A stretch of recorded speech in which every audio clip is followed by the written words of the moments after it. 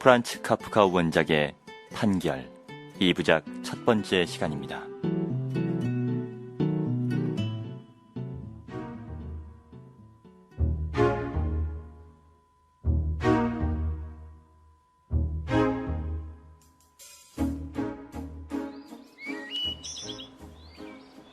절정을 이룬 봄, 어느 일요일 오전이었다. 젊은 상인 게오르크 벤데만은 강물을 따라 길게 늘어선 야트막한 집들 가운데 한 채인 자기 방의 2층에 앉아 있었다. 그는 외국에 나가 있는 어린 시절의 친한 친구에게 보내는 편지를 막 끝내고 나서는 팔꿈치를 책상에 괜 채로 창 너머로 강물이며 다리, 그리고 연한 녹색을 띤 강 건너편 언덕을 바라보았다. 그는 친구가 집에서 지내는 것에 만족하지 못해서 여러 해 전에 러시아로 도피한 사실에 대해 곰곰이 생각해 보았다. 지금 그는 페테르부르크에서 사업을 하고 있는데 어쩌다 뜸하게 고향을 찾아와서는 이렇게 탄식하곤 했다. 시작은 아주 잘 됐지. 하지만 오래전부터 내 사업은 침체되기 시작했어. 낯선 곳에서 소득도 없이 지치도록 일한다는 게 얼마나 고된 일인지 자네는 아나? 그런 사람, 명백히 궤도에서 벗어나버렸고 안 됐기는 해도 도울 수 없는 사람에게 도대체 무슨 말을 쓴단 말인가? 그에게 다시 집으로 돌아와서 옛 친구들 도움이라도 매달려보라고 권해야 할 것인가? 그러나 그렇게 한다면 그것은 그를 더욱 아껴주기는 하면서도 동시에 그만큼 그를 더 모욕하며 그의 지금까지의 시도들은 모두 실패했으니 이제는 다 집어치우고 돌아와 성공한 친구들이 하라는 대로 그저 따라야 하는 늙은 어린아이라고 말해주는 것과 다를 바 없다. 그러나 그가 정말로 충고에 따라 여기에 주저앉혀진다면 수치에 시달릴 것이며 그때 가서는 정말이지 고향도 친구도 없어져 버릴 테니 그를 위해서는 그대로 타향에 머물러 있는 편이 낫지 않을까? 이러한 이유들 때문에 편지 왕래나마 제대로 유지하고 싶었지만 곧이곧대로 전달을 그에게는 할 수가 없었다. 친구는 벌써 3년 이상을 고향에 들르지 않았고 그 까닭을 매우 궁색하게도 러시아의 정치적 상황의 불안정으로 설명했다. 얼마나 상황이 안 좋냐 하면 소규모의 실업인이 잠깐 출국하는 것도 허락하지 않을 정도라니까. 하지만 다른 한편으로는 러시아인 수십만 명이 유유히 세계를 돌아다니고 있었다. 그러나 2, 3년이 지나는 동안 게오르크에게도 많은 것이 달라졌다.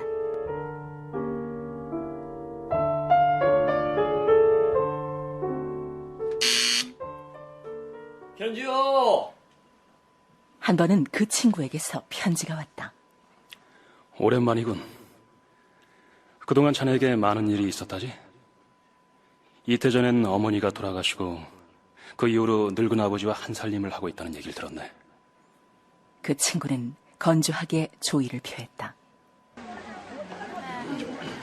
자자, 어서 들어오세요. 게오르크는 그 무렵부터 사업에 대단한 결심으로 달려들었다. 아마도 아버지는 어머니가 살아계셨을 때는 사업에 있어서 자신의 견해만 관철시키려 함으로써 게오르크가 독자적으로 행동하는 것을 방해했던 것 같고 어머니가 돌아가신 후부터는 보다 소극적으로 되셨고 어쩌면 행운이 보다 중요한 역할을 했다고 보아야 할 것이다. 이봐 게오르크, 사업이 너무 잘 되는 거 아니야? 이러다 금방 부자 되겠는걸. 감사합니다. 또 오십시오. 가게는 이 2년 동안 예상 밖으로 발전해서 종업원은 2배로 늘려야 했고 매상은 5배로 늘어났다. 앞으로도 의심의 여지 없이 더 나아질 것이다. 그러나 친구는 이러한 변화는 꿈에도 모르고 있었다. 그나저나 그곳에서 힘들게 지내느니 자네도 러시아로 이민을 오는 게 어떻겠나? 이곳 페테르부르크에다가 자네의 사업지부를 낼 경우에 아주 전망이 좋을 것 같은데. 그는 사업 전망을 소상히 적어보냈다. 그 수치들은 게오르크의 현 사업 규모에 비해 보잘것없었다. 그러나 게오르크는 친구에게 자기 사업의 성공에 대해 쓸 기분이 아니었고, 지금 와서 뒤늦게 그런다면 정말이지 이상해 보이리라고 생각했다. 그래서 게오르크는 친구에게 별 뜻 없는 사건들에 대해서만 쓰고 말았다. 그는 친구가 긴 시간 동안 고향에 대해 가지고 있는 심상을 흐리지 말고 놔두고 싶었을 따름이었다. 그러다 보니 그 자신이 한 달 전에 유복한 가정의 교수 프리다 브란덴벨트와 약혼했다는 고백보다는 자기와는 별 무관한 사람이 역시 별 무관한 처녀와 약혼했다는 것을 띄엄띄엄 편지를 통해 전해주곤 했다.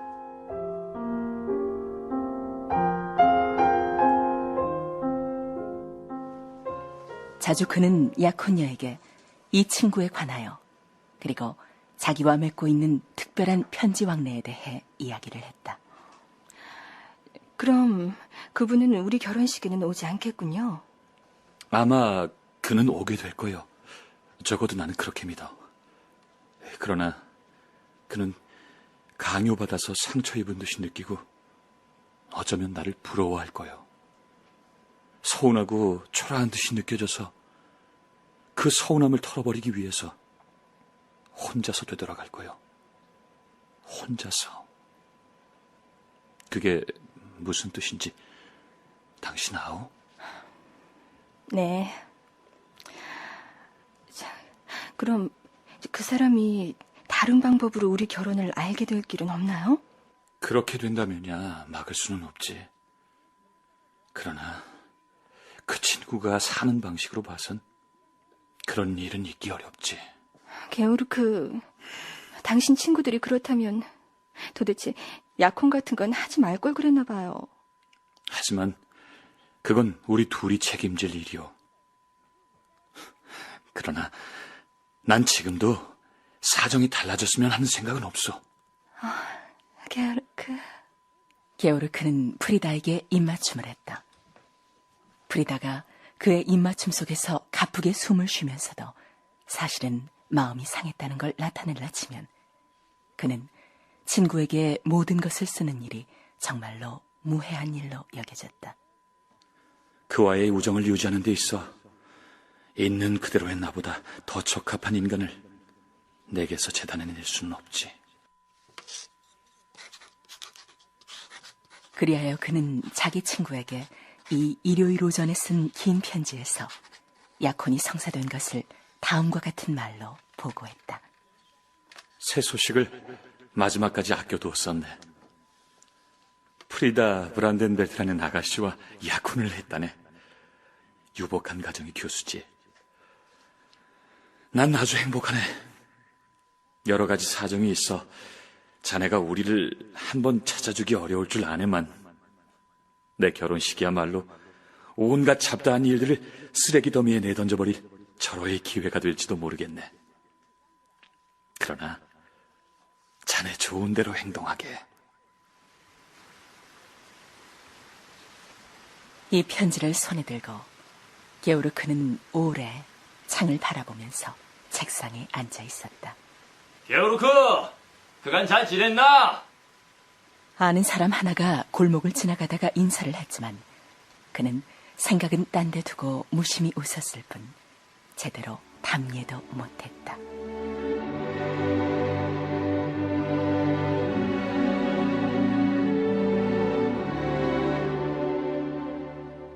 마침내 그는 편지를 호주머니에 넣고 짧은 복도를 가로질러 벌써 여러 달째 출입하지 않았던 아버지의 방으로 갔다. 여느 때 굳이 아버지 방에 들어갈 일은 없었다. 아버지와 가게에서는 끊임없이 접촉이 있었으니까.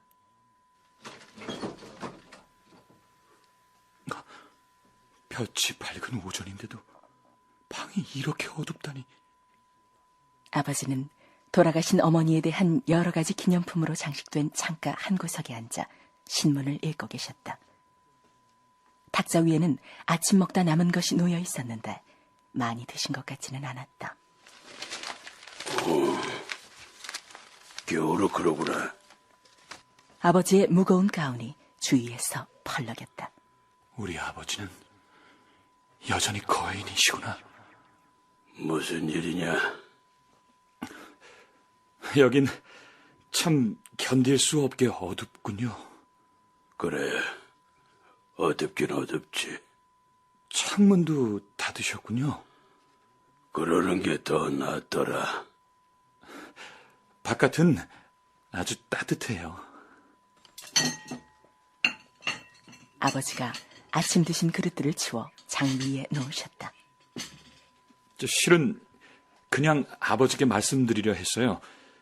이제 페테르부르크로 제 약혼을 알렸다고요. 아버지의 거동을 멍한 눈초리로 좇으며 게오르크가 말했다. 그는 편지를 주머니에서 조금 꺼냈다가는 되떨어뜨렸다. 어째서 페테르부르크로? 제 친구가 있거든요. 게오르크는 아버지의 눈길을 찾았다. 가게에서는 전혀 다르신데 여기 떡 버티고 앉아 팔짱을 끼신 모습이라니. 그래, 네 친구가. 아시잖아요, 아버지. 처음에는 그 친구한테 제 약혼을 숨겨야 했던 거 아시죠? 신중을 기한 것이죠.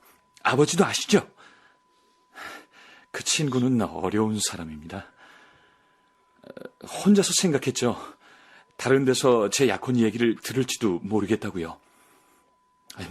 그렇게 외롭게 살고 있으니 그럴 리야 없겠지만서도요. 그래도 한 번은 저한테서 직접 들어야죠. 그런데 지금은 또 달리 생각을 해봤느냐? 아버지가 물으며 큰 신문을 창문턱에 놓고 신문 위에 안경을 놓은 다음 손으로 덮었다. 네, 지금 다시 생각해봤어요. 저의 행복한 약혼이 그에게도 행복할 것이라고 말입니다. 그래서 더 이상 그 친구한테 알리는 것을 망설이지 않았어요. 그래도 우체통에 편지를 넣기 전에는 아버지께 말씀드려야 했으니까요. 게오르크야, 어디 한번 들어봐라.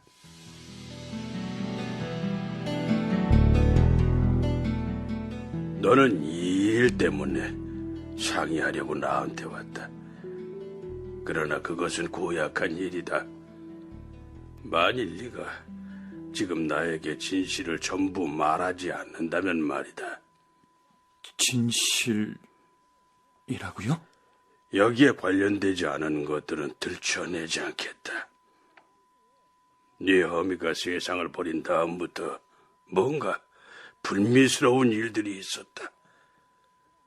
그런 일을 위해서도 때가 올 거고 어쩌면 우리가 생각하고 있는 것보다 훨씬 더 빨리 그런 때가 올지도 모르겠다.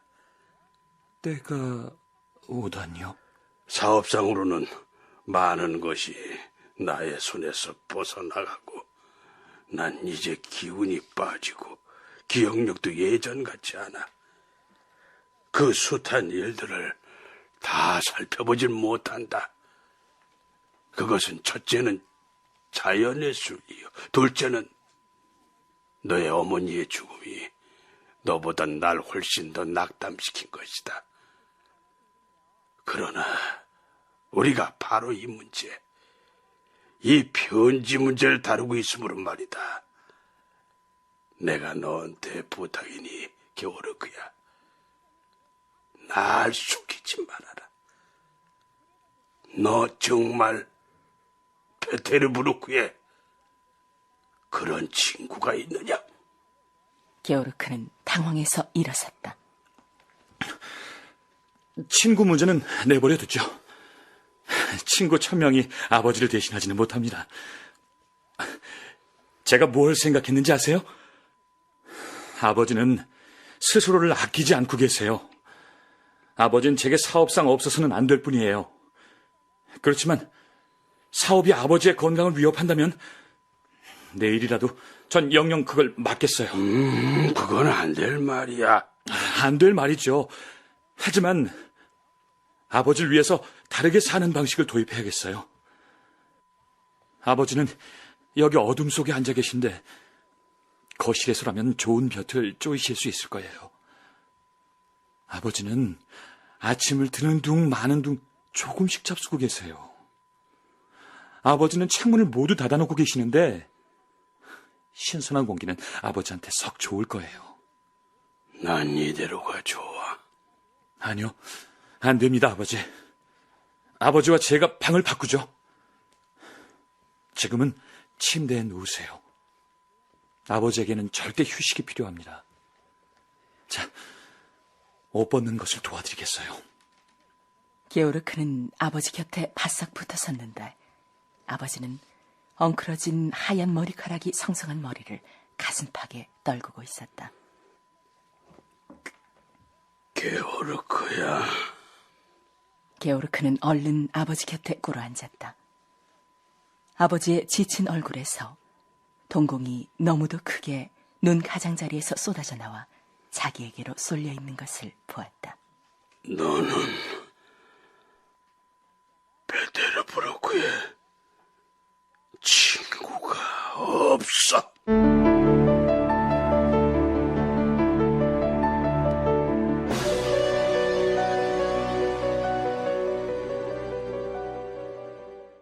프란츠 카프카 원작의 판결 1부를 마칩니다.